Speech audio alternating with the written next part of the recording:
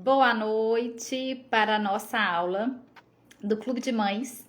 Hoje estamos na 7ª aula e vamos falar sobre o encorajamento, sobre os efeitos, inclusive em longo prazo, do encorajamento, sobre autodisciplina, autoconfiança e autoestima do seu filho ou da sua criança. Então, se você está me assistindo aqui pelo IGTV ou por algum outro canal, pode passar um pouquinho, que agora eu vou cumprimentar minha audiência, vou dar boa noite para todo mundo, convidar o pessoal para vir comigo para essa aula que vai estar muito bacana.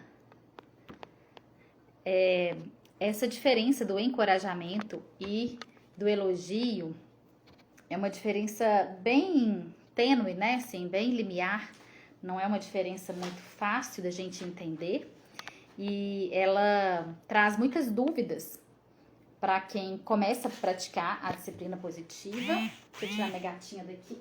Ai.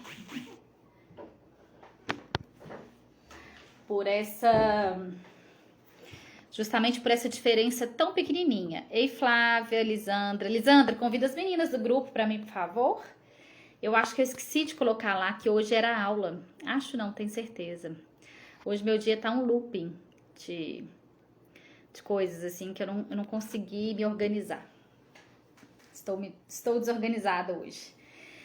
Então, essa questão do encorajamento, né, e do elogio, eu já fiz algumas lives falando sobre isso, mas nunca é pouco, né? Hoje é a segunda parte do encorajamento e eu já trouxe as bases, né, do encorajamento para vocês. Nós falamos sobre isso semana passada, na quinta-feira, aula de quinta. Nós falamos que as crianças precisam do encorajamento, assim como as plantas precisam da água. Tá lembrada, Flávia?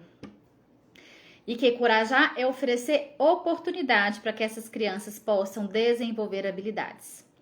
E aí, como é que a gente faz isso, né? A gente só faz isso quando a gente utiliza da pausa positiva ou da reunião de família. Foram as duas estratégias, né, que a Jenny Nelson colocou pra gente como base do encorajamento. A gente também consegue trabalhar o encorajamento, tô fazendo um resumo, tá?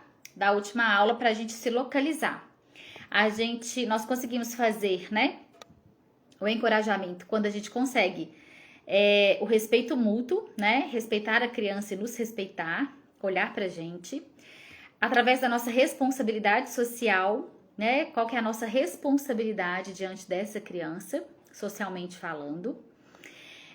Através do redirecionamento do mau comportamento, do focar em melhorias, do fazer reparações, que é os 4 R's da reparações do erro. O encorajamento também, ela traz uma... Olá, Kelly, boa noite, Priscila. Tô revisando aqui a aula da quinta, tá? Do encorajamento, até vocês chegarem. Ela fala também, a gente falou sobre a pressão social, né? Evitar as pressões sociais, sair de cena para que a gente possa encorajar essa criança.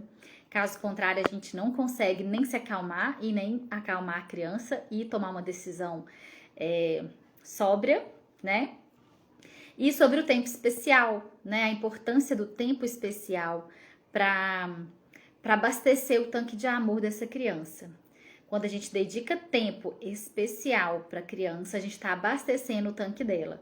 É igual o carro, né? O carro não tem um tanque, a gente não abastece o carro para ele andar. Então, as crianças também precisam do encorajamento como combustível para que elas se sintam melhores, se sintam capazes e consigam prosperar, tá? A Oliveira entrou, a Jennifer, maridão tá aí, a Priscila. Gente, me ajuda a chamar outras mamães, clicando nesse aviãozinho. Se vocês também clicar nesse coraçãozinho que tem aí, ficar dando um monte de coração pra mim, isso mesmo. O Facebook, o Instagram, né? Ele percebe que isso é uma live que está sendo recomendada e ele chama, né? Atrai outras pessoas para estarem aqui conosco. Então, é por isso que tem tanto o coraçãozinho quanto o aviãozinho, que é pra gente partilhar, pra gente convidar as pessoas e pra trazer mais pessoas. O Instagram entende que assim a gente vai estar convidando, né? Que a gente vai estar engajando mais pessoas. Então, é preciso, para mim continuar o meu trabalho, né? Que a gente continue engajando as pessoas. Eu preciso que vocês me ajudem também. De alguma forma, isso me encoraja, né? Quando as pessoas estão aqui me escutando. Bora apertar coração. Isso mesmo, Pri. Me ajuda, né? Eu me sinto também encorajada a continuar a trazer conteúdos para vocês. E quanto mais pessoas tem, né? A gente percebe que tem relevância o nosso trabalho. Então, também é uma forma de troca, né? Tem algumas leis, né? Que a gente trabalha na psicologia e tem a lei do dar e receber, né? Então, o dar e o receber, ele é importante. À medida que a gente dá, a gente também precisa receber, né? Isso tem que ser uma fonte de via dupla, como o respeito mútuo, né? Uma fonte de via dupla. Então, eu conto com vocês e vocês contam comigo, né? Sim?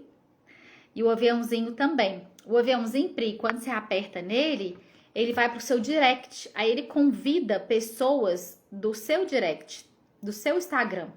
Aí você vai lá e convida algumas pessoas que você acha que essa live pode ser importante. Algumas mamães, algumas pessoas que você conhece. Faz o teste aí, clica nele que ele vai te mandar direto pro individual, aquela conversa individual. E aí você pode convidar quem você quiser. E aí, vamos lá, né? E aí, como a gente trouxe, né, semana passada, toda essa base do encorajamento, hoje eu vou trazer, basicamente, né, ou principalmente, a diferença do encorajar e do elogiar. Que eu falei pra vocês que é uma diferença muito tênue, né? E quando a gente pensa na diferença do elogio e do encorajamento, a gente tem que ter em mente uma coisa. No encorajar, a gente tem o efeito em longo prazo, que é muito benéfico, né, para as crianças, para os adolescentes. Porque o efeito do encorajamento é a autoconfiança, a autoestima, a autoconfiança e a autocapacidade. Boa noite, Simone, Ravena. A Danusa, colega de profissão. Então, os efeitos do encorajamento, a gente tem sempre, na disciplina positiva, vocês já sabem disso. Tudo que a gente faz na disciplina positiva, a gente está pensando no encorajamento e na resposta desse encorajamento em longo prazo. A gente não pensa em curto prazo. Curto prazo é punição, recompensa. A gente cessa o comportamento e não gera habilidade. Nós estamos pensando em gerar habilidades futuras em longo prazo. Então, encorajamento, ele traz, né? Ele vai trabalhar conceitos internos super importantes para a vida, que é a autodisciplina, a autoconfiança, a autocapacidade e a autoestima. Todos esses estão relacionados à autoestima, que é a capacidade interna de se desenvolver. E diante de um problema, aquela criança ou aquele adulto, né, que tem a autoestima, né, como base, né, como está fortificada e está alicerçada, quando a gente tem essa base da autoestima, diante dos problemas, ele vai passar por o problema, ele vai ter problema, mas ele vai saber contornar esse problema, ele vai saber buscar mais soluções e ter saídas com mais propriedade, né? Ter saídas, ter alternativas melhores, tá? Minha internet tá caindo? Ah, que pena. Depois você assiste. Vem me prestigiar mesmo. Que bom que você veio. Vamos fazer algumas trocas aí.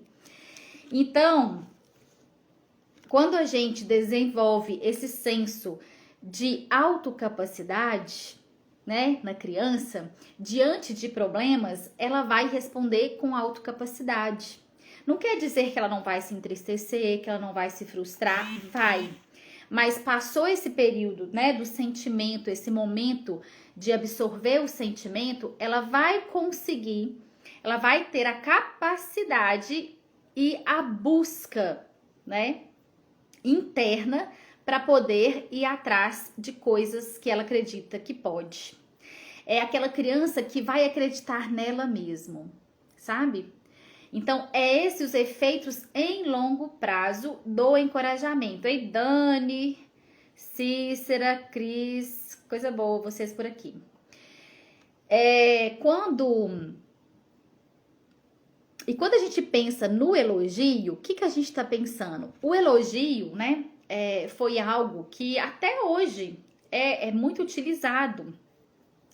Utiliza-se em muitas escolas, a gente utiliza do elogio, né, com as crianças ainda, porque a gente não tinha esse repertório, a gente não conhecia a disciplina positiva, a gente não sabia do que a gente podia utilizar, né, e qual que era a diferença. Mas o elogio, ele, na verdade, deixa a criança em longo prazo, né, daqui a pouco, na vida adulta, na adolescência, viciadas em aprovação, viciadas no olhar do outro, né? Dependentes da opinião do outro. Então, a diferença é essa em longo prazo, que é uma diferença, concorda comigo, que é gritante, né? É uma diferença extremamente grande. Pensa que o encorajar, ele vai trazer essa autocapacidade para que essa criança passe pelos problemas de forma resiliente. Isso que é resiliência, não é? A gente pega um chinelo que tá assim, você faz assim com o chinelo havaiana, ele volta pro lugar. Vocês já viram isso? Isso é resiliência. Diante de um obstáculo, de um problema, você vai envergar, você vai sofrer, mas você vai ter a capacidade de voltar, né? De se organizar e se sentir capaz. E no elogio, não cria essa resiliência. A criança faz assim, mas ela por si só não acredita na capacidade dela.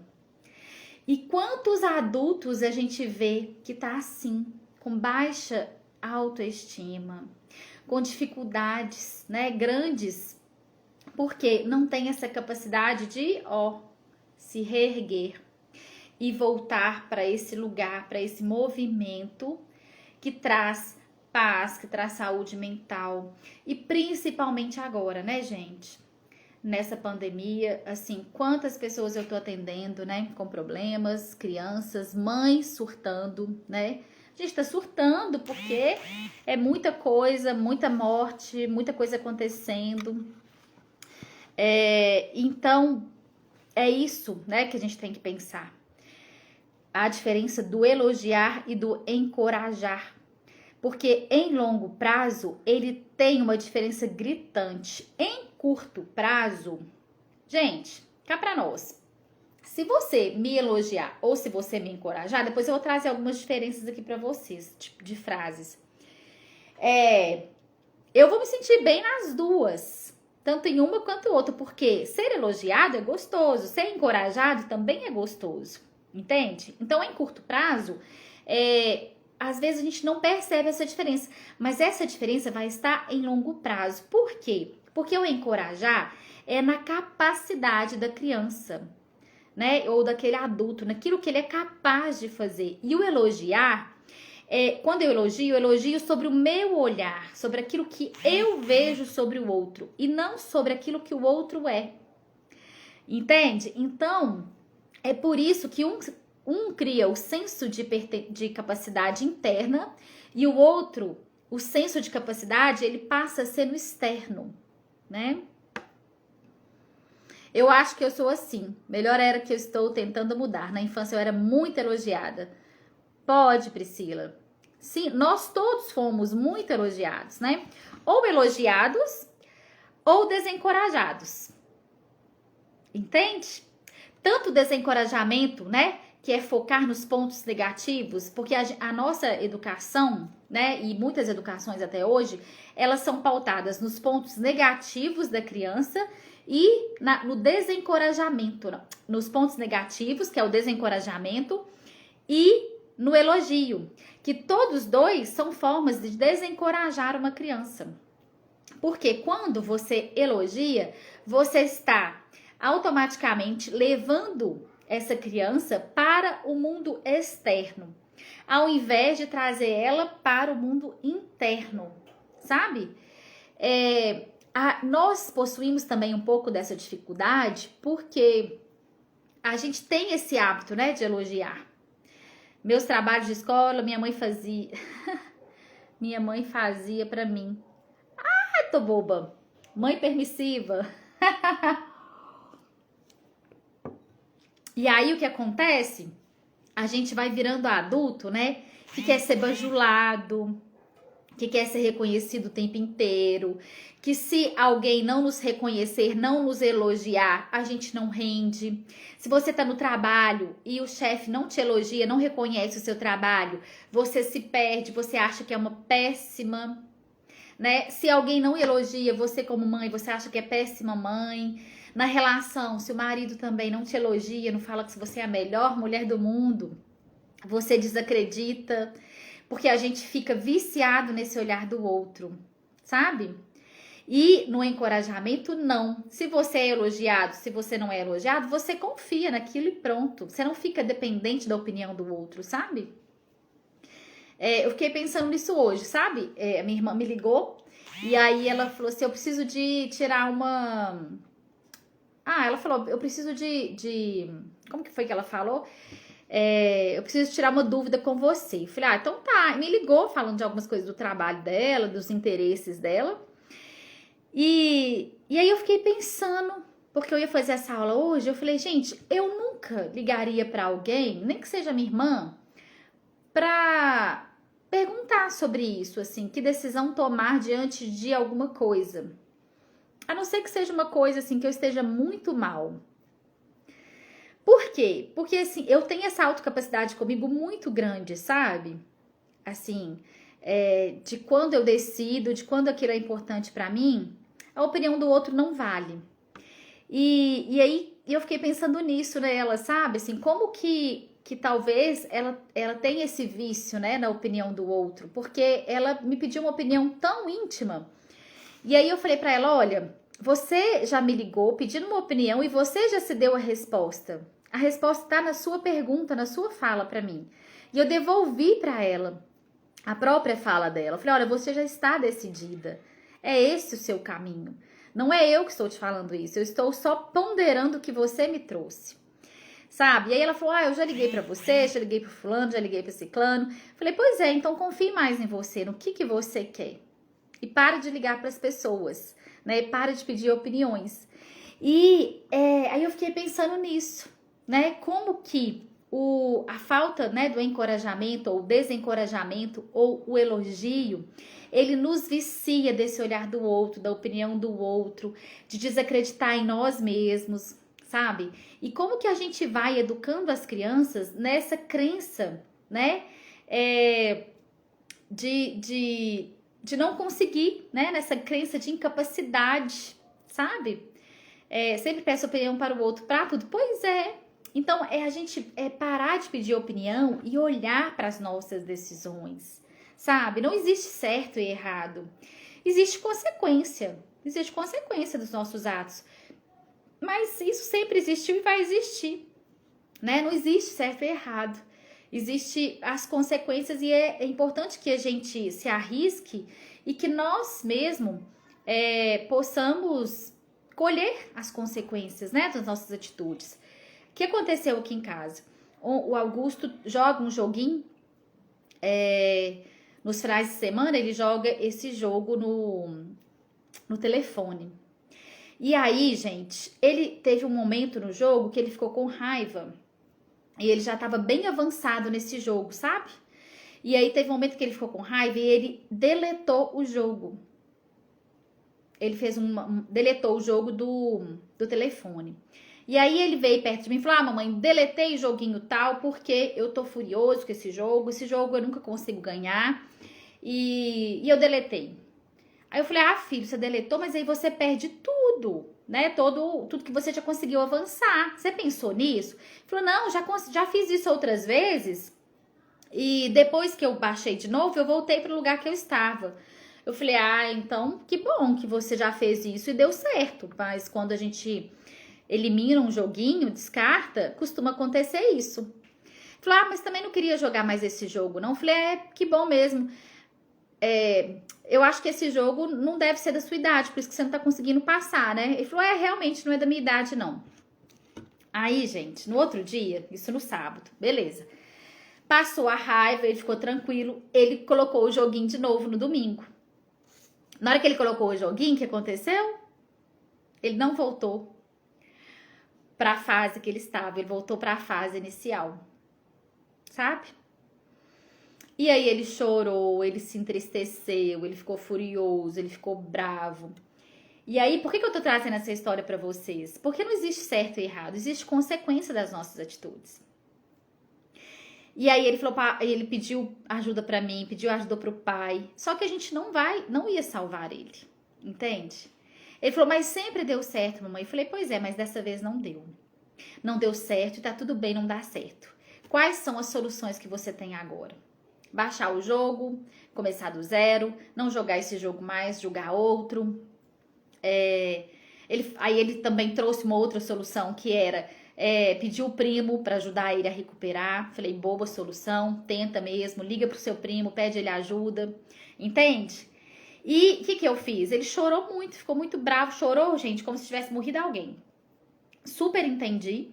Eu também, no lugar dele, eu ficaria assim. Pensa, porque perder, né, um joguinho que ele gosta muito é difícil. Para ele, o jogo é importante, como para nós, outras coisas são importantes.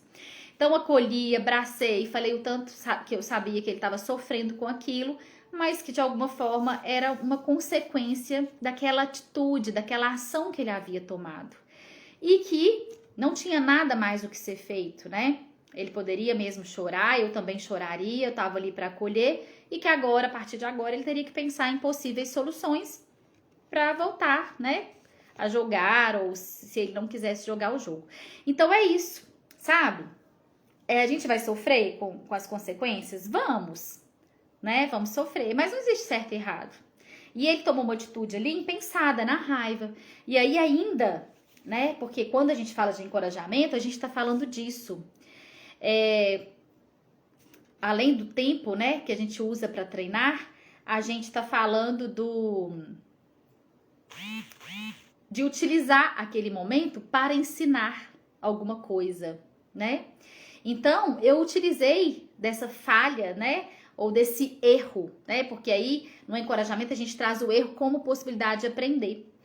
Então, eu peguei esse erro, né, essa falha que houve, e trouxe para um aprendizado. Quais os aprendizados ele iria tirar daquilo, né?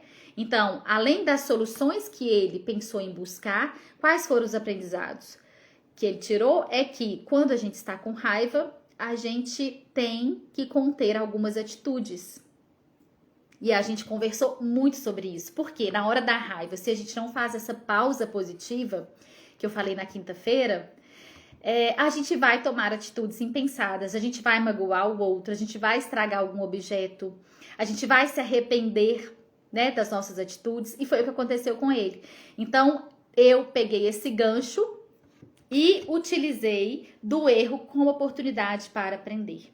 Então, o que ele aprendeu com aquele erro? Né? Que na hora da raiva, ele não deve tomar nenhuma atitude precipitada. E aí eu falei com ele, então, por isso que a gente, quando está com raiva, a gente não fala para o outro as coisas que a gente está pensando, porque a gente magoa. A gente não sai agindo com o corpo, porque a gente pode machucar alguém, que às vezes isso acontece. Né? Então, fui falando para ele os momentos que isso acontecia. E eu falei, então, da mesma forma que você está causando esse dano e está colhendo as consequências de uma atitude sua, quando você fala para o outro alguma coisa na hora da raiva ou faz com o outro alguma coisa, também você colhe esses tipos de consequências. Então, nós utilizamos desse momento para, além de focar em solução, aprender com o erro. Né? Então, o erro trouxe para ele e para mim possibilidades de aprendizagem, sabe? Então, assim, ele sofreu e tá sofrendo com isso, né? Mas olha o tanto de habilidade que nós podemos trabalhar, né? A gente pôde trabalhar a partir de um fato, de um problema, né? Eu poderia me desgastar com ele, poderia xingar, porque o pai até começou. Por que você tá chorando por causa de um jogo? Eu falei, opa, o jogo pra ele é a morte de alguém muito especial pra você.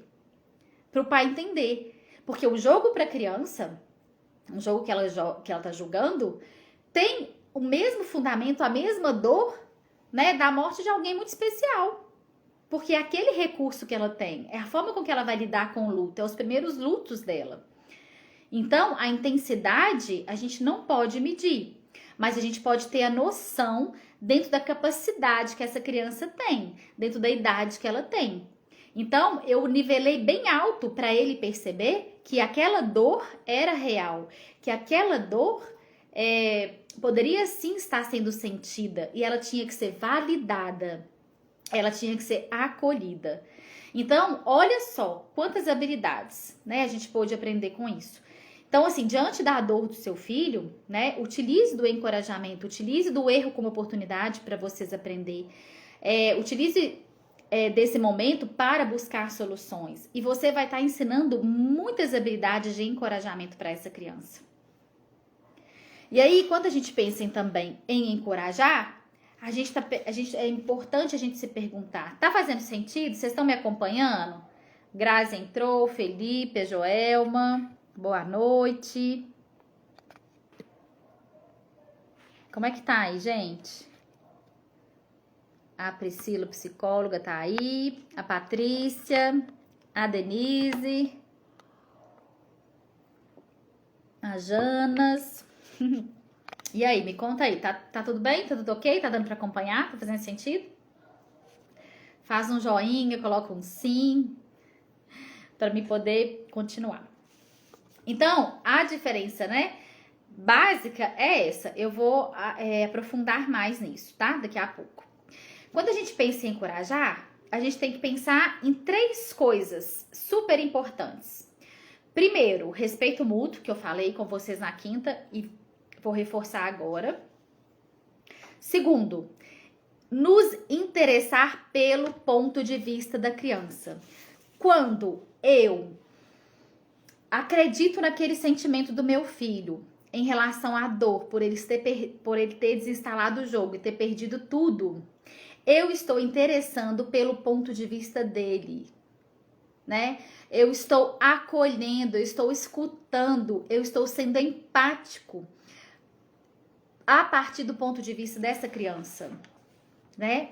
Então, esse é a segunda, né, a forma, né, de encorajar, porque a gente tem que pensar no respeito mútuo, no interesse do ponto de vista da criança. E o terceiro, o nosso desejo em oferecer oportunidades para desenvolver as habilidades.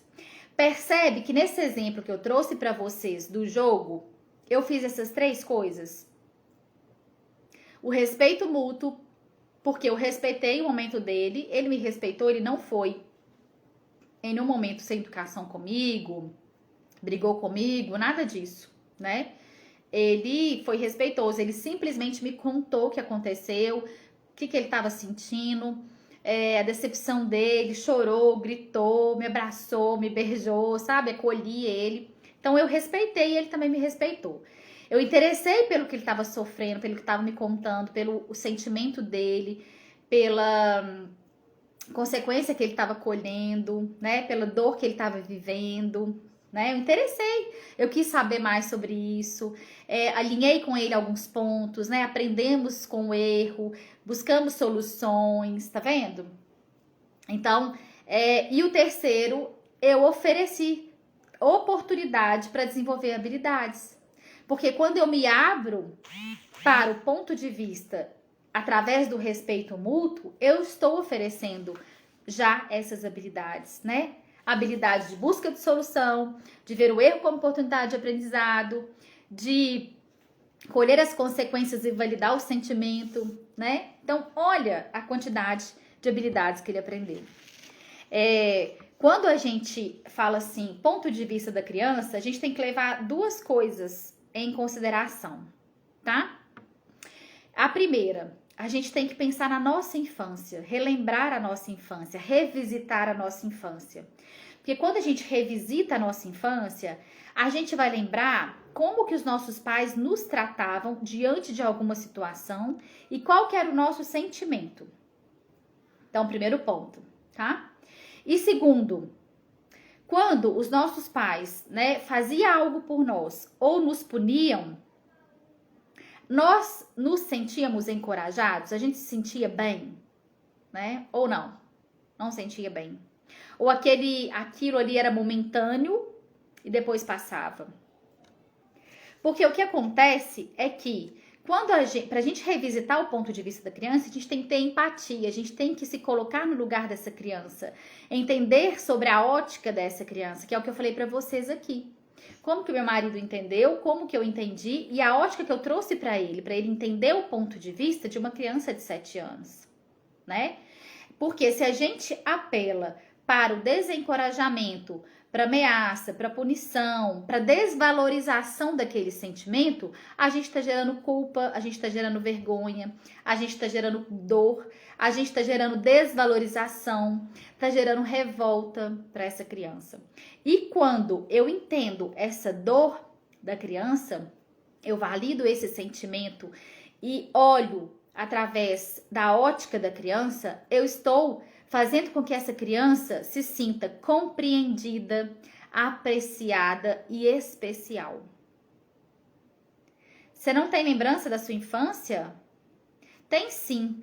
É porque olhar para a nossa infância requer também, né, uma pausa, um tempo, requer conversar com as pessoas que participaram da nossa infância, quem era você, como que você era, o que que você fazia, quais eram as ações, vai revisitando isso, né, com a mãe, com o pai, se não tem mãe e pai, com os tios, com os avós, revisita isso de alguma forma, com as amigas, né, com os amigos da infância, como que você era, o que que você fazia, como que seus pais agiam, né? Quando a gente começa a revisitar isso, a gente vai tendo as lembranças.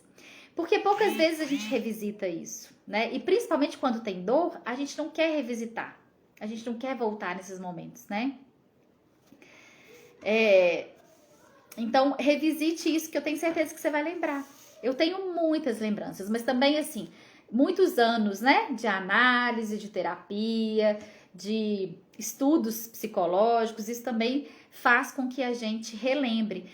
Buscar autoconhecimento, quando a gente busca autoconhecimento, a gente consegue revisitar muito a infância. Toda forma de autoconhecimento traz essa revisão, né? Então, uma terapia, através da religião, né, de alguma religiosidade, alguma espiritualidade que você busca, sabe? Através de encontros, tudo isso, né, que faz você entrar em contato com você, te ajuda a revisitar muito a sua infância. Então, para revisitar essa infância, para trazer ela, né, para essa memória de hoje, a gente tem que fazer um movimento para trás, né? E às vezes esse movimento dói. E quando esse movimento faz com que a gente sinta dor, a gente quer parar, sabe? Mas é importante que a gente passe por esse luto, por essa dor. Inclusive para a gente conseguir, né, movimentar, para a gente conseguir, a gente chama de ressignificar na psicologia, né? Ressignificar é dar um novo sentido para essa dor. Olhar para essa dor de uma outra forma, sobre uma outra ótica, né? Que seja nossa também, mas que a gente possa revisar isso e dar um novo sentido. A gente chama de novo sentido. Isso que é ressignificar.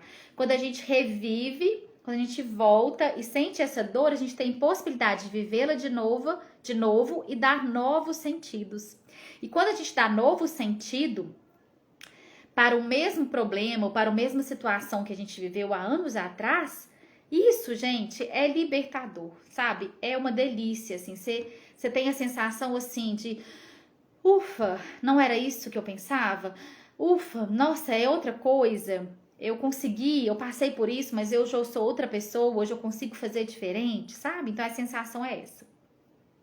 Meu filho tem 6 anos, ele não se permite errar. 6 anos, não se permite errar, super normal. Na verdade, nem é errar. 6 anos, eles não se permitem perder. Perder, não. Eles não querem perder de jeito nenhum. É uma fase que não aceita perder, em hipótese alguma. Agora, errar, criança nenhuma, né? Principalmente, eu falo que criança filha única, não gosta de errar de jeito nenhum. Eu tenho filho único aqui, não gosto de errar, não. Isso é uma dificuldade. Criança nenhuma gosta de errar. Mas, pensa o seguinte, como que também você tem lidado com os erros dele?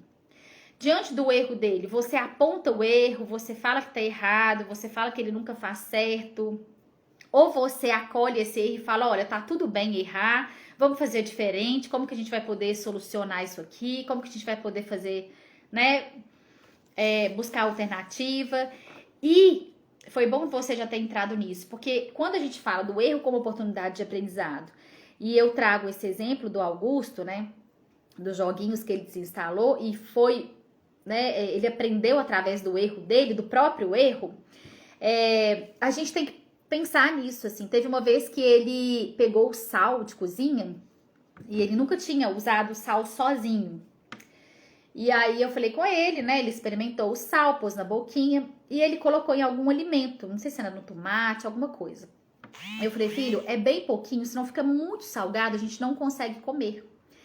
E ele falou, não, mas eu gosto de muito salgado. Eu falei, tudo bem, então pode colocar. Gente, ele colocou tanto sal, mas tanto sal no alimento que ele ia comer, que eu olhei pra ele, ele começou a comer e ele tava comendo forçado, porque eu vi que ele não tava dando conta de comer. E eu falei, e aí, filho, tá gostoso? Aí ele parou, tentou comer mais um pouquinho, respirou e falou, mamãe, eu realmente coloquei muito sal. Gente, eu poderia ter falado com ele, viu? Te falei que você colocou muito sal, falei que não é assim, eu te avisei pra colocar pouco, eu te ensinei, você não me escutou. Poderia ter utilizado, assim, milhões de coisas que eu quisesse, certo? Só que eu falei, filho, tudo bem, é a sua primeira vez que você tá utilizando o sal, né? Ou as primeiras vezes que você tá utilizando o sal. Você tem que passar pela experiência de colocar o sal para ver que medida que é a sua, que quantidade que você vai conseguir comer. E eu falei, se você quiser deixar, pode deixar esse alimento, não precisa de comer. Vamos pegar outro. A partir disso, gente, ele usa o sal ponderadamente. Quando ele vai colocar o sal, ele já dosa, ele já sabe, ele coloca pouquinho, experimenta, coloca mais um pouquinho, experimenta. E por várias vezes que ele foi utilizar o sal, ele falou, mamãe, agora eu já sei usar. Né? Porque aquela vez, você lembra, ficou salgada a minha comida, né? Ficou salgado, eu não sei se era tomate, se era ovo. Falei, que bom que você aprendeu, né? Então, tá vendo? O erro é um aprendizado, né? Uma oportunidade para aprender. Então, Jana, olha para isso, sabe? Assim, como é que você tá respondendo a esses erros, né? Do seu filho, assim. Você tá dando ênfase nos pontos fracos ou você tá pegando esse erro e transformando ele em oportunidade, né? Em pontos fortes e em habilidades de vida que essa criança vai poder aprender, sabe? Então é isso. Diante daquele problema, né? O Augusto às vezes não, entorna muito, né? Entorna suco, entorna refrigerante, entorna água, tudo que ele pega, né? Tudo que criança pega, entorna. Concorda comigo, gente? E aí sempre que ele entorna, ele fala assim, ai mamãe, aconteceu um problema. Aí eu falo assim, você consegue resolver o problema? O que foi que aconteceu? Ele, entornei tal coisa. Eu falei, como que faz? Ele pega o pano, né? Isso, pega o pano e limpa. Entende? Ele vai lá, vai limpar do jeitinho dele, vai ficar melando, depois eu vou lá e arrumo do meu jeito e pronto. Mas é isso. Entornou? O que a gente vai fazer? Já entornou? Vai adiantar o xingar? Vai adiantar, sabe? Ele vai aprender comigo xingando? Vai aprender comigo falando milhões de coisas na cabeça dele? Não vai, não. Não vai aprender nada, né? Então, além disso, né? De pegar o erro como oportunidade de aprendizado, eu posso utilizar, né, daquele tempo ali, para investir no treinamento, né? Como que eu pego esse problema de ficar entornando coisas para dedicar tempo em treinamento? Olha, filho, tá entornando muito, vamos colocar menos, né? Eu sugiro que você coloque menos no copo, que quando você for andar, não vai balançar, não vai cair, e você pode repetir quantas vezes você quiser. Quando você for colocar o refrigerante, alguma coisa, vamos colocar junto, coloca devagarinho. Tô dedicando tempo a ensinar. Porque se você faz assim, ó, de uma vez, derrama em tudo, não é assim? Tá vendo? Eu tô dedicando esse tempo a ensinar alguma coisa, alguma habilidade para essa criança. A gente tem mania de falar muitas coisas, dar muitos comandos ao mesmo tempo. E a gente esquece que a criança, ela não sabe o que fazer diante daquele comando, principalmente quando é mais novinha, porque ela nunca fez. Então a gente precisa dedicar o tempo para ensinar. Porque quando a gente dedica o tempo a ensinar e faz passo a passo com essa criança, depois ela vai poder fazer diferente, ela vai poder fazer mais certo, com mais acertos, né? Ela vai poder praticar isso mais vezes e nós vamos poder dar ênfase e muito mais pontos fortes dessa criança. O que acontece, por exemplo, eu falo para a criança assim: levanta, toma café, arruma seu quarto, troca de roupa, escova o dente, põe sua roupa na roupa suja. Gente, eu dei 5 comandos na hora que a criança acorda. Ela vai fazer nenhum. Vai fazer nenhum. Entendeu? Ela vai se perder. Ou então ela vai ficar perdida, ou então ela vai fazer uma coisa, fazer mal feita, vai colocar em lugar errado, vai fazer de qualquer jeito, porque ela se perde, ela não sabe o que ela faz primeiro, como que ela faz. Sabe? Ao ponto que eu posso, na hora que essa criança acordar, falar: olha, o que nós precisamos fazer quando a gente acorda? E aí a criança vai falar, não é? O que ela precisa de fazer. Ah, mamãe, eu preciso trocar de roupa. E cada criança vai ter uma rotina. Ah, eu preciso escovar o dente. Ah, eu preciso tomar meu lanche. Então, vamos fazer isso. Fez isso? Depois do lanche. E agora? Lanchou? O que a gente faz? Qual que é o próximo passo? Escova dente. Vamos lá. Escovar dente. Como é que a gente escova dente? Como é que faz? É passo a passo. Agora, eu preciso trocar minha roupa. Vamos trocar a roupa. Onde que põe a roupa suja?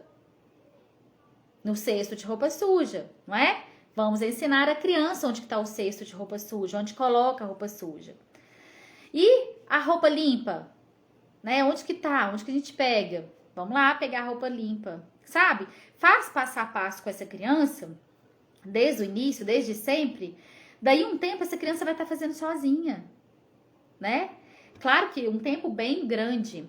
A gente acha que fez uma vez com a criança já vai sair fazendo sozinha e vai dar conta. Vai não. É todo dia. Todo dia o Augusto entorna. Todo dia eu relembro com ele o passo a passo. Sabe? Outra coisa que ele fez também aqui, ele tava levando, eu já falei isso com vocês, levando copo de vidro pra sala de televisão, pra tomar água, essas coisas. Todo dia tinha copo quebrado. Em uma semana ele quebrou 3 copos. Falei: ó, filho, não tá dando certo, né? Vamos pensar em algo aqui, uma solução melhor. Tá quebrando muito copo. Essa semana você quebrou 3 levando pra sala. O que tá acontecendo? Ele falou: ah, mamãe, eu olho pra televisão, distrai, chuto o copo, bato a mão no copo. Eu falei: ah, então como que a gente vai fazer? Ele falou: ah, já sei, tem uma solução fácil pra isso. Só vou levar pra sala copo de plástico. Pronto. Não quebrou mais copo. Eu falei: ótimo, porque aí você não quebra os copos e não tem risco de se machucar. Porque quando ele quebra o vidro, ele me ajuda, mas eu não deixo ele juntar sozinho, né? Mas ele participa. Ele pega os cacos maiores, ele põe na sacola junto comigo e os menores eu junto para não ter risco de cortar, né? E aviso porque que eu estou fazendo junto com ele essa atividade. Mas ele também participa, eu não pego sozinho, né? Porque ele também tem que se responsabilizar pela consequência daquela atitude dele. Né? Boa noite, a Cíntia, a Flavinha, a Maria Ocineia. Eu converso, digo que ele está aprendendo. Isso, não é só dizer que está aprendendo, faça junto. Dedique tempo a ensinar, a treinar, sabe? Faça junto, mostre como faz. Que as possibilidades dessa criança de fazer melhor será maiores, né? Às vezes a gente fala assim: põe sua roupa suja, pega a roupa suja e põe no cesto de roupa suja. A criança nem sabe onde está o cesto. A gente nem facilita isso para a criança. Eu tava tendo esse problema aqui em casa. O Augusto tava deixando a roupa suja dele no chão, lá do quarto dele. Mesmo sabendo onde que era o cesto, mesmo levando com ele várias vezes. Só que o cesto de roupa suja ficava muito longe da casa. Eu colocava num quarto que a gente tem fora da casa, bem escondidinho, bem assim. E aí, isso tava dificultando. Não sei se ele sentia preguiça, não sei se ele não lembrava. O que eu fiz? Peguei um cesto de roupa suja e coloquei dentro do quarto dele. Falei, filho, mamãe teve uma ideia, porque tá ficando muita roupa sua aqui, eu vou colocar esse cesto aqui. Você concorda? Perguntei pra ele. Em deixar esse cesto aqui, isso vai te ajudar a colocar a roupa na roupa suja? Ele falou, vai. Falei, então ótimo, então nós vamos colocar aqui.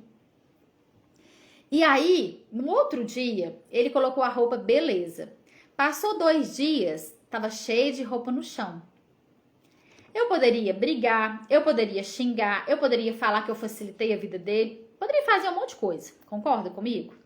Só que não, eu usei das perguntas curiosas. E isso também é encorajar as crianças. Falei, filho, onde a gente coloca as roupas sujas que estão no chão? Ele olhou para mim, deu uma risadinha, correu lá no quarto, colocou no cesto de roupa suja. Eu falei, muito bem. Entende? Então, eu não fiquei falando um monte de coisas. Eu já tinha feito esse processo com ele. Já tinha colocado ele, né? Já tinha envolvido ele nessa situação encorajadora. Ele tinha concordado com aquela situação. E aí, quando aconteceu da roupa estar no chão, eu fiz uma pergunta curiosa. O que você pode fazer para que as roupas não fiquem no chão? Né? Onde é que nós colocamos as roupas que estão sujas? Ele foi lá e pegou, tá vendo? Então eu utilizei, olha para vocês verem, quantas habilidades eu ensinei, né? Sem punir, sem castigar, sem ameaçar, sem falar 1000 coisas na cabeça dele, sem criticar, sabe? Porque a crítica também é desencorajadora. Você já viu aquelas pessoas que falam assim com a gente? Que bom que você faz isso, Maria Alice, com seu filho. As perguntas curiosas, gente, elas sempre começam com o que, como e onde, tá? Nunca o porquê. A gente não utiliza porquê. Porque quando a gente utiliza porquê, dá a entender que a gente está questionando a criança. Então, lembra dessa regrinha. O que, como e onde? Para as perguntas curiosas, ou as perguntas curiosas ou conversações, né? A gente vai conversar, vai instigar essa criança a pensar.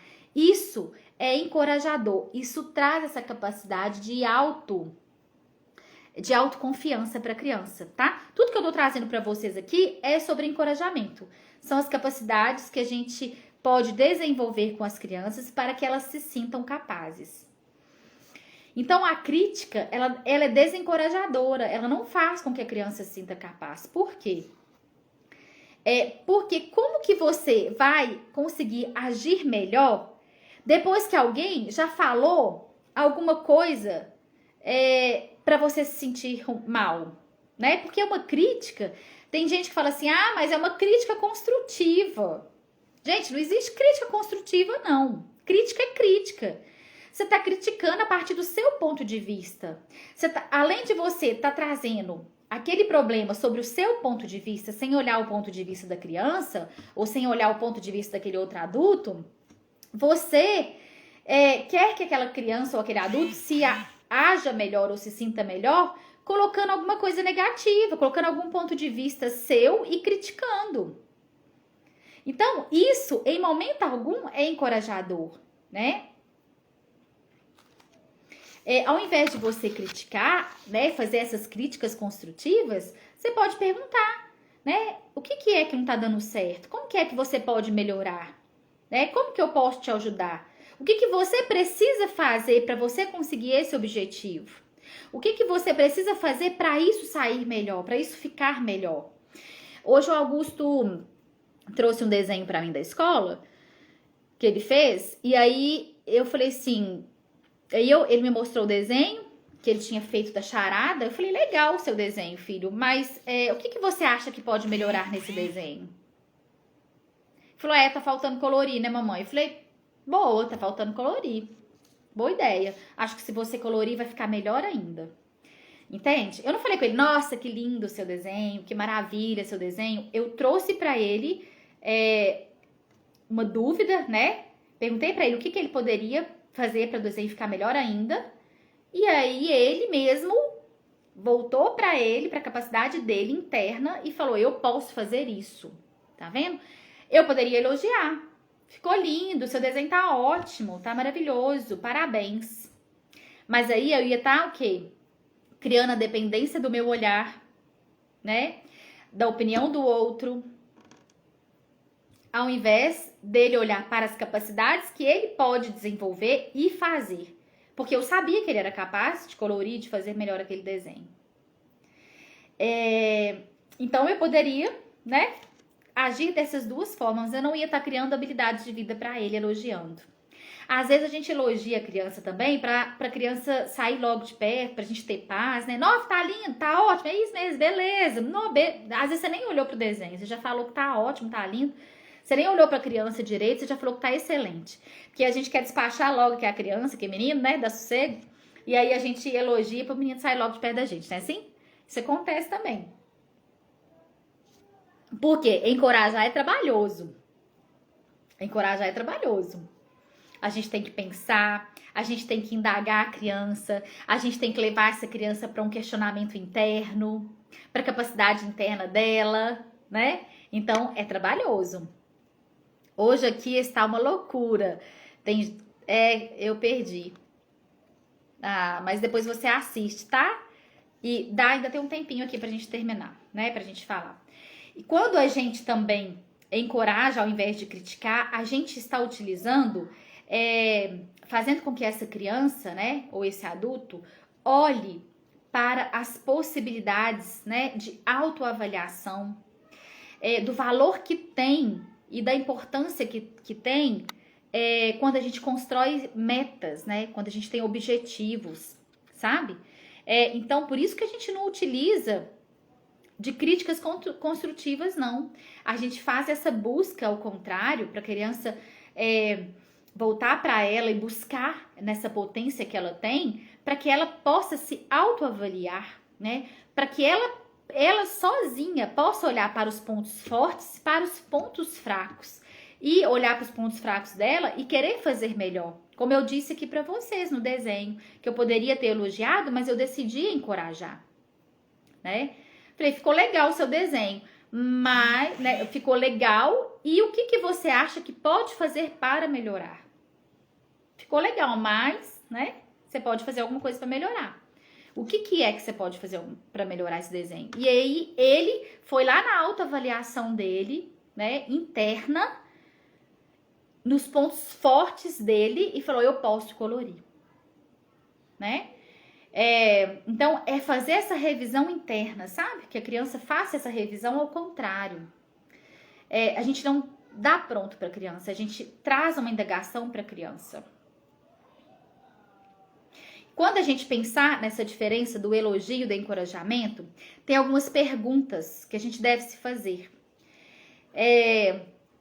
A primeira, eu estou inspirando o meu filho a buscar a autoavaliação, ou eu estou criando dependência da minha opinião para essa criança? Então pergunta isso. Quando você se fizer essa pergunta e a resposta for sim, estou criando uma autoavaliação, ele está se autoavaliando, ele está buscando todas as formas, né, os pontos fortes e fracos dele, e está se questionando também, então isso é uma autoavaliação, beleza. Não, eu tô criando dependência, porque eu tô dando pronto pra ele, tô falando se tá bom, se tá ruim, tô falando como é que faz. Então isso é criar dependência. Então, essa é a primeira pergunta. A segunda, eu estou sendo respeitosa? Eu estou fazendo muito pra essa criança, eu estou mimando muito essa criança. Tô fazendo coisas pra ela que ela já sabe fazer sozinha. Tô eliminando essa autoconfiança. Então, isso é desencorajador. Se eu estou fazendo por ela o que ela já sabe fazer sozinha, eu não estou sendo respeitosa com a criança, eu não estou utilizando do respeito mútuo, e eu estou deixando essa criança com um baixo senso de autopercepção. Quando a gente está pronto, Simone, a gente faz isso. A gente tira o senso de autopercepção da criança. Mimar é fazer pela criança aquilo que ela já pode e já é capaz de fazer sozinha, né? Então, a partir de hoje, comece a perceber isso. E você pode dedicar tempo para treinar, ensinar junto, fazer junto, mas não faça por ele. Treine, faça junto e avise. Vou fazer junto tantas vezes com você, a partir de tal dia você vai fazer isso sozinho. Sabe? Porque isso é respeitoso com a criança. Não é respeitoso você fazer por ela, porque você tira essa capacidade dela, sabe? Essa percepção, esse senso de percepção, de autocapacidade, de autoconfiança. A gente elimina isso da criança, tá? E a terceira pergunta são 4. A terceira é: eu estou vendo pelo ponto de vista, pela ótica da criança ou pela minha ótica? Quando eu elogio, né? Quando eu poderia ter elogiado o desenho da criança. Não, ficou lindo, Augusto, seu desenho, ficou ótimo, ficou craque, ficou 10. Eu poderia ter falado isso com ele, né? Mas eu estaria falando para ele sobre o meu ponto de vista. Às vezes eu até posso falar, ó, pra mamãe ficou legal. E pra você? Porque aí eu vou gerar, né, essa autoavaliação dele. É importante que você observe. Pra você tá bom? Ou tem alguma coisa que você pode melhorar? Entende? Porque eu posso até às vezes falar o meu ponto de vista, mas é importante eu indagar o ponto de vista também da criança. Então, se eu estou vendo sobre o ponto de vista da criança, ótimo, eu estou encorajando. Agora, se eu estou só delimitando o meu ponto de vista e não trago essa indagação e não faço com que a criança busque essa autoavaliação, isso é desencorajador. Meu filho sempre chora quando quer algo. É muito comum as crianças chorarem, né? Por tudo. Depende da idade, Maria. Tá, Maria Alcilene? Qual que é a idade da sua criança? Porque as crianças, gente, utilizam o choro mesmo como forma de comunicação, né? Agora, quando a criança ela vai crescendo, a gente vai ajudando a criança a utilizar outras formas para se comunicar. Por exemplo, o meu filho até hoje, ele tá com 7, ele chora muito. Mas quando ele chora, eu falo com ele. Quando ele chora, por exemplo, ele chora pedindo alguma coisa pra mim, algum favor pra mim. Eu falo, eu vou fazer esse favor pra você. Mas você pode pedir de outra forma que não seja chorando. Então, esse exemplo meu vale pra você, Maria Alice. Maria Alcilene. Maria Alice não, Maria Alcilene. Então, quando ele me pede alguma coisa chorando, eu falo com ele, a mamãe vai fazer pra você. Eu posso fazer esse favor pra você. Mas como que você pode me pedir sem chorar? Aí ele pede de novo. Quando ele pede sem chorar, eu faço. Entende? E eu falei com ele, quando você pedir chorando, eu não vou fazer, porque você já consegue pedir de outras formas.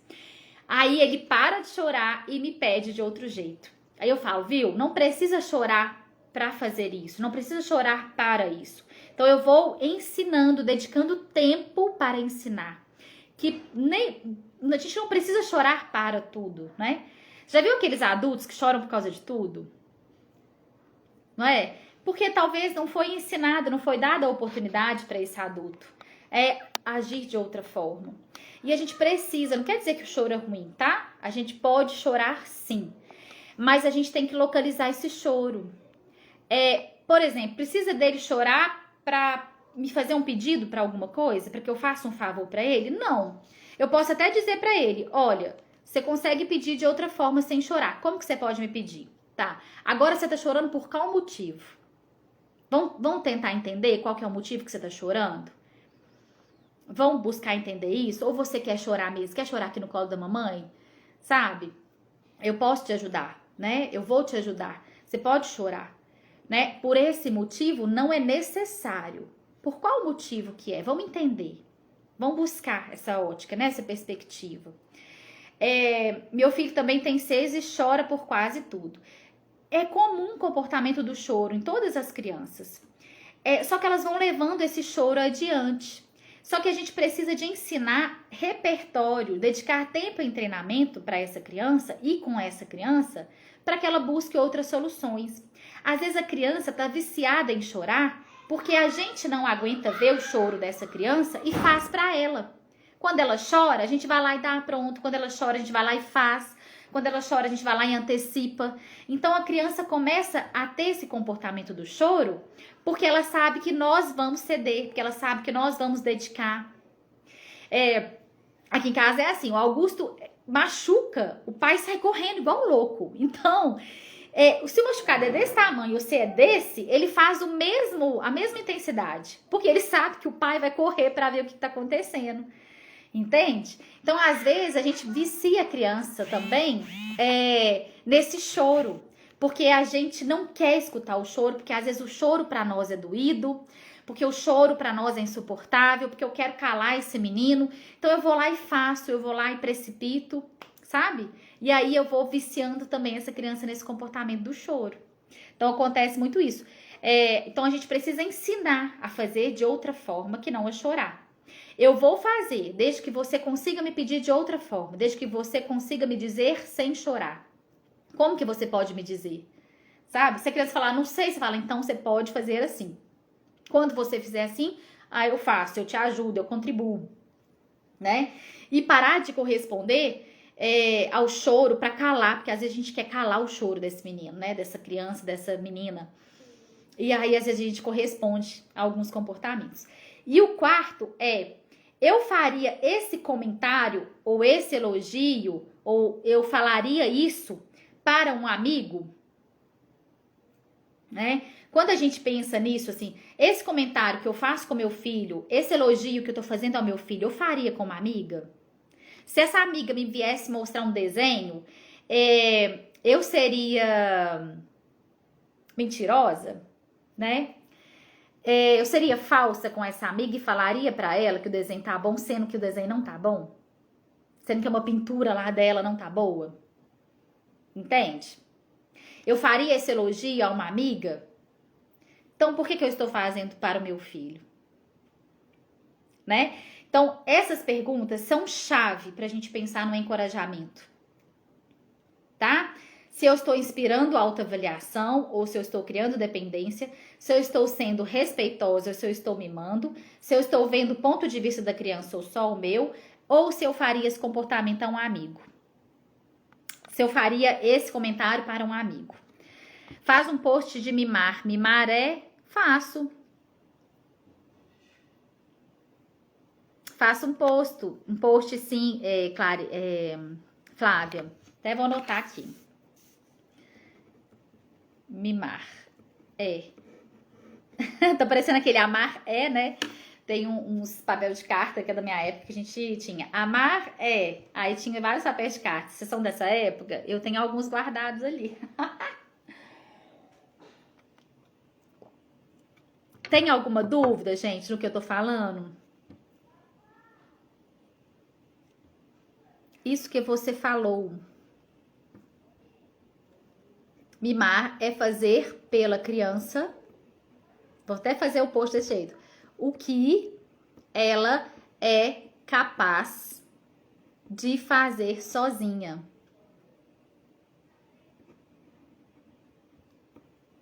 E aí eu vou colocar a descrição lá, o que é mimar, tá?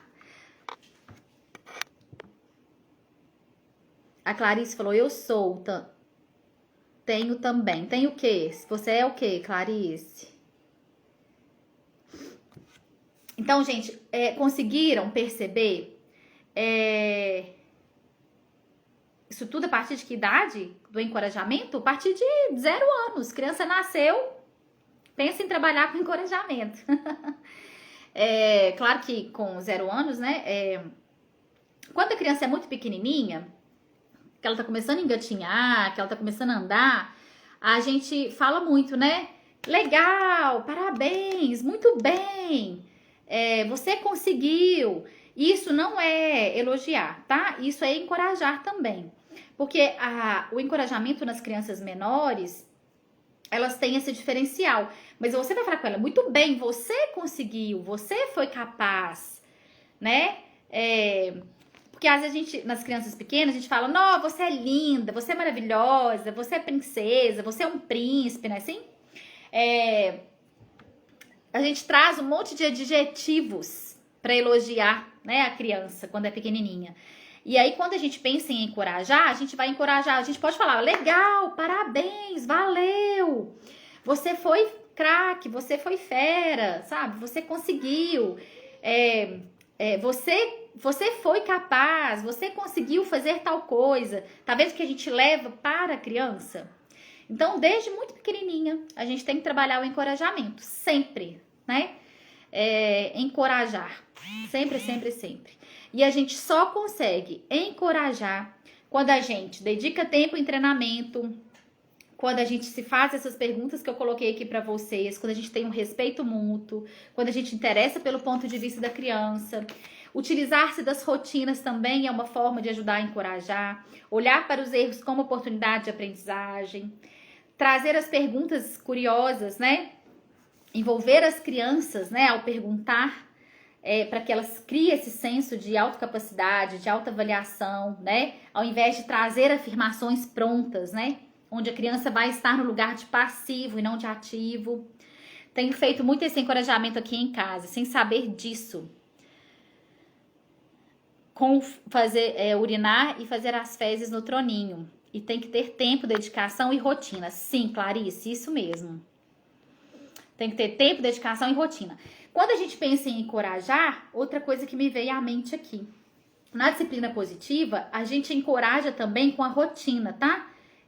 Eu explico sobre a rotina, como fazer quadros de rotina, o que é isso, né? Porque no quadro de rotina da disciplina positiva, a gente não utiliza horário. O horário, ele não é condição, né? Porque quando a gente pensa em rotina, a gente pensa em aquela coisa determinada, sequencial, horário, né? Aquela coisa padronizada. Não é isso, tá? A rotina da disciplina positiva é uma busca encorajadora para que a criança se sinta capaz e crie, né, uma ordem, uma organização, crie uma estabilidade, crie uma antecipação para a criança. Então, isso tudo ajuda no encorajamento. E ajuda também, ao invés de a gente ficar falando 1000 vezes a mesma coisa, a criança, já que ela construiu a rotina com você, ela vai lá e olha, ela vai lá e sabe o que ela tem. Ela mesma fez, ela sabe, então, qual que é o próximo passo.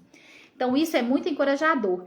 E aí, na rotina, na disciplina positiva, a gente utiliza da rotina, dos quadros de rotina. E eu ensino a fazer. Em outras, né, teorias, em outros tipos de educação, utiliza-se do quadro de recompensas. Então, na disciplina positiva, a gente não utiliza do quadro de recompensa, tá? Que é dar estrelinha, criança ganhar prêmio, a gente não utiliza. Porque isso é desencorajador. Tem, nos meus destaques lá, tem um destaque falando só sobre isso.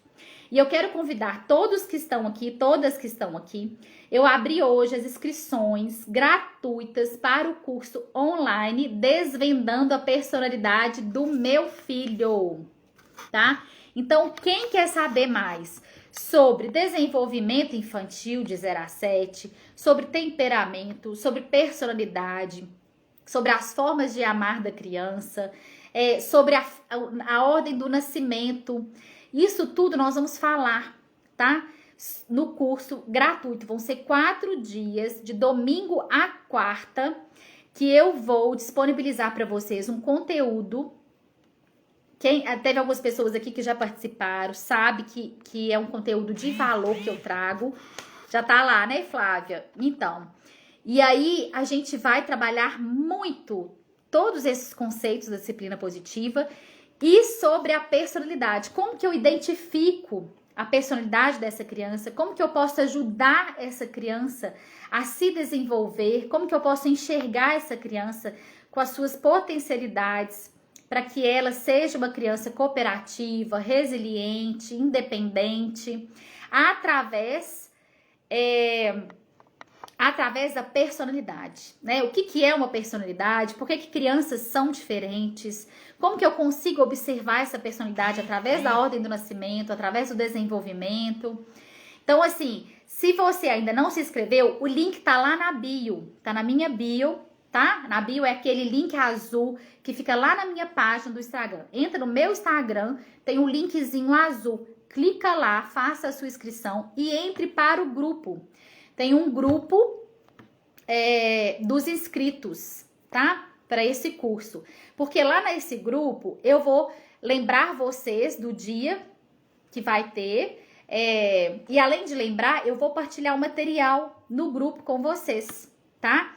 E outra coisa, não vai ter replay, gente. Eu não vou disponibilizar essas aulas. Vai ser ao vivo e online. Quem perder, perdeu. Depois, quem perder só vai ter a chance de revisitar essas aulas se comprar, tá? Porque depois a gente vai disponibilizar o link para compra. Então, se você quer, né, entender sobre isso, faça a inscrição e participe online, ao vivo. Porque não vai ter replay, a gente vai tirar do ar logo após a aula e a gente vai disponibilizar depois só para venda.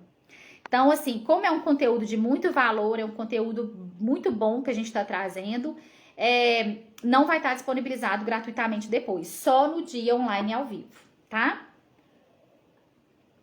Então, assim, se organizem, vai ser do dia 25 a 28 agora de abril, se organizem para vocês participarem, vão ser todos os dias às 8 horas da noite, e nessa semana eu vou pausar as aulas aqui, né, para poder dar esse curso, depois a gente retoma com as aulas. E logo após esse curso, sobre a personalidade da criança, quem puder e quiser dar continuidade, eu vou disponibilizar as mentorias, né, a mentoria em grupo, que é a mentoria Fale a Língua do Seu Filho. Aí essa mentoria já é uma mentoria paga, onde a gente vai passar 8 encontros juntas, disponibilizar várias ferramentas para vocês, e aí vocês realmente vão, né, entender, absorver, conscientizar, transformar mesmo a maternidade de vocês com a mentoria, porque a mentoria é uma transformação de vida, de maternidade e de vida. E então é isso, nós vamos ficar por aqui hoje e eu espero vocês na quarta-feira às 8 horas, tá? Com a nossa próxima aula. Se tiver alguma dúvida, pergunta lá no grupo, faz a inscrição e eu vou disponibilizar um mapa mental também no grupo Clube de Mães. Então, quem não fez a inscrição, vai lá no link do curso, tá? Na bio. Então, beijo pra vocês, boa noite e até quarta-feira às 8. Outra coisa que a Elisandra tá me falando, as aulas não vão ser aqui pelo Instagram, tá? Por isso que vocês precisam se inscrever. As aulas vão ser pelo YouTube. Nós vamos transmitir pelo YouTube e por isso que vocês precisam se inscrever para vocês entrarem no link do YouTube. O link do YouTube vai estar disponibilizado nos grupos, né? Então, por isso que também você precisa de entrar nos grupos. E as aulas não vão ter replay, porque depois esse curso vai ser vendido. Eu vou vendê-lo, né? Então, vai lá e faz, Clarice. Tô te esperando, hein? Maria Alcilene também vai lá. A Marina. Vai lá, meninas. A Flávia já tá lá, né, Flávia? A Jana, não sei se tá. A Denise. A Denise, acho que já participou, Denise, desse curso. Não sei. A Márcia. A Patrícia. Faz inscrição lá, viu, Patrícia? Tô adorando a sua participação. Assistindo as lives, comentando. Gente, isso é super importante, sabe? Comentar, dar o coraçãozinho, mandar o aviãozinho, ir lá nos posts que eu faço, fazer comentários. Isso ajuda, né? Isso faz com que o Instagram entregue o meu conteúdo a outras pessoas, sabe? Que venham mais pessoas me seguir, né? Que o meu conteúdo sejam vistos, né? Por mais pessoas, por outras pessoas, e que eu também possa fazer diferença na vida de mais pessoas. Então, assim, sempre que vocês puderem, comentem, participem das enquetes, me chama lá no direct, que isso tudo, além, né, de eu poder ajudar vocês também vão estar contribuindo com o meu trabalho, tá bom? Então, tchauzinho pra vocês.